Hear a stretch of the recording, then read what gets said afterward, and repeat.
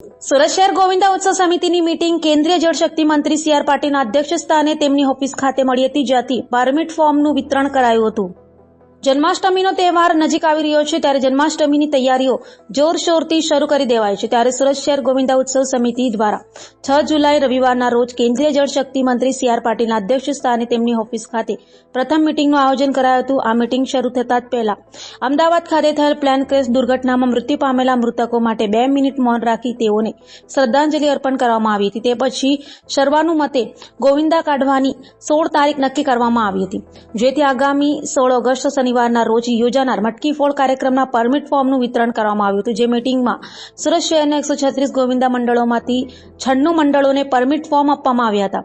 આ મીટિંગમાં 250 જેટલા ગોવિંદા મંડળના પ્રમુખોએ હાજરી આપી હતી। તેમજ આ મીટિંગમાં સુરત ભાજપ માજી ઉપપ્રમુખ છોટુભાઈ પાટીલ અને કોર્પોરેટર કુણાલભાઈ સેલાર ઉપસ્થિત રહ્યા હતા।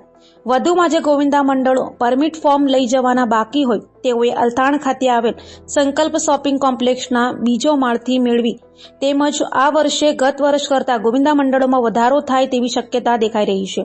આ મીટિંગમાં ગોવિંદા ઉત્સવ સમિતિના પ્રમુખ ગણેશભાઈ તેમજ ગોવિંદા મંડળના આગેવાનો ઉપસ્થિત રહ્યા હતા।